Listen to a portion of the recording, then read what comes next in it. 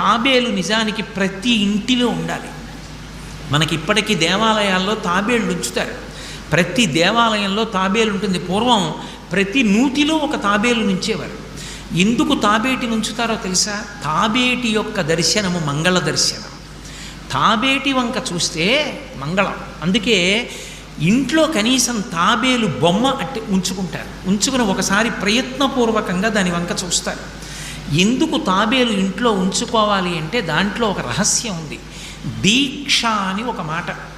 దీక్ష అన్న మాట దేనికి అన్వయం అవుతుంది అంటే యజ్ఞానికి అన్వయం అవుతుంది. యజ్ఞం చేసేటటువంటి వాడు దీక్ష స్వీకరిస్తాడు. దీక్షా స్వీకారం చేశాడు అంటే ఇంటి లోపలికి మళ్ళీ వెళ్ళరు. ఇక పూర్తయిన తర్వాతే ఇంట్లోకి వెడతారు. ఇల్లు విడిచిపెట్టి బయటికి వచ్చేసి దీక్షావస్త్రాలు కట్టుకుని మేళతాళాలతో యాగశాల ప్రవేశం చేస్తారు. ఇక ఎప్పుడు మళ్ళీ ఇంటికి వెళ్ళడం? ఆ యాగం అంతా